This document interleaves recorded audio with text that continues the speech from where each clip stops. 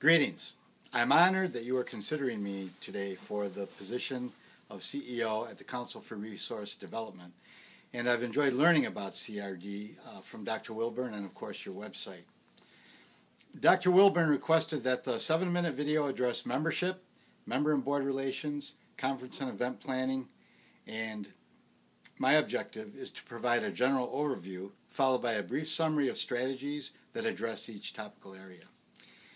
Remember the Robert Redford movie, Field of Dreams, and the catchphrase, if you build it, they will come? Please hold that thought. Your strategic plan is a clear roadmap for what you hope to accomplish institutionally.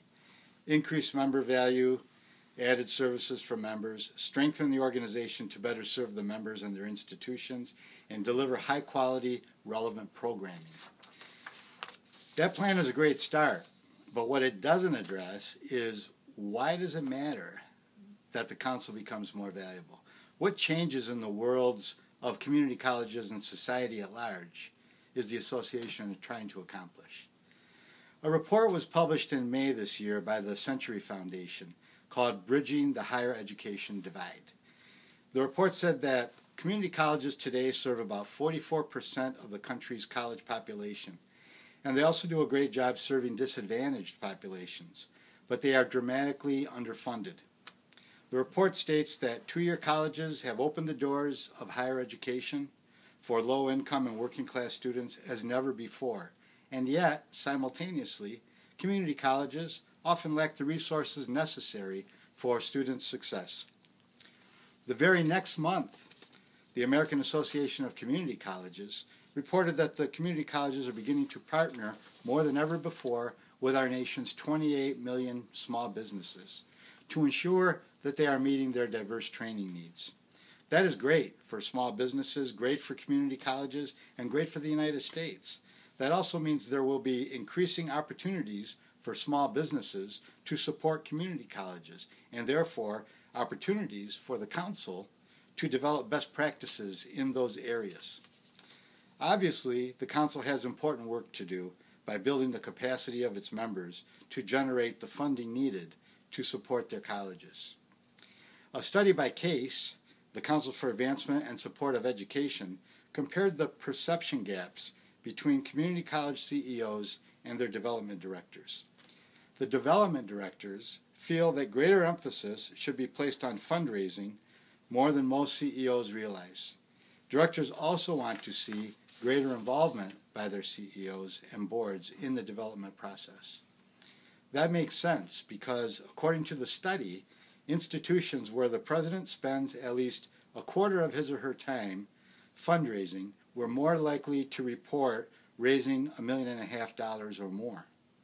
And while almost half of the CEOs believe they spend enough time on fundraising, most development officers disagree.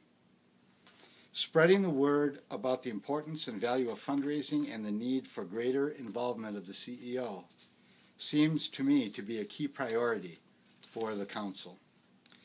The American Association of Community Colleges also says community colleges are a vital part of the post-secondary education delivery system, providing open access to post-secondary education, preparing students for transfer to four-year institutions, and providing workforce development and skills training.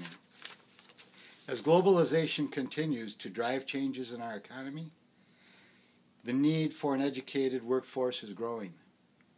The need for new jobs that will be created in 2014 will require at least some post-secondary education.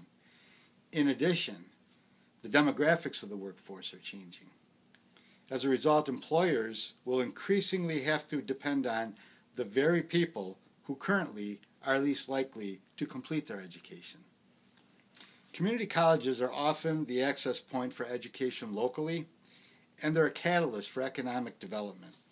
Without community colleges, millions of students and adult learners cannot access the education they need to prepare for the workplace or an advanced education.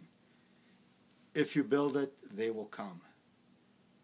The new member database, the online journal, the outstanding lineup of educational opportunities all lay the foundation for the Council's growth and achievement.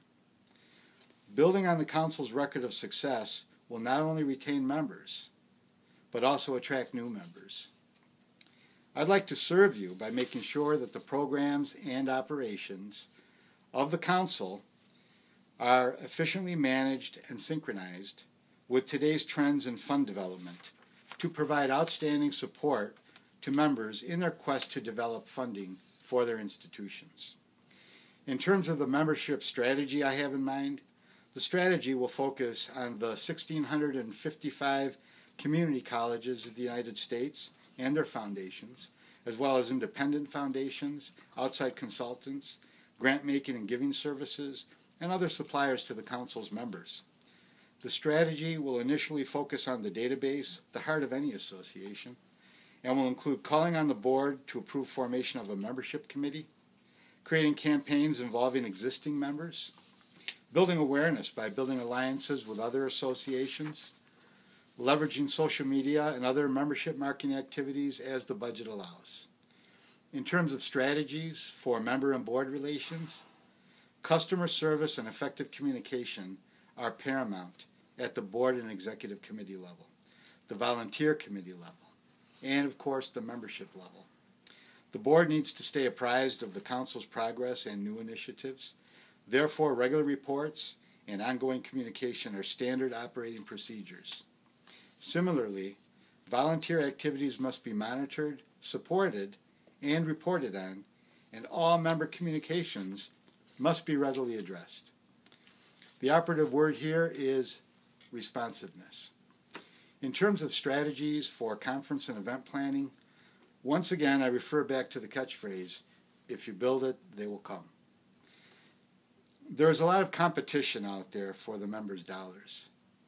The key, of course, is not only to develop high-quality event programs and resources that deliver exactly what members want and how they want it, but also to develop unique, new opportunities that go beyond members' expectations, and then effectively market the programs to the relevant audiences and ensure the association has the capacity in place to process registrations as efficiently as possible.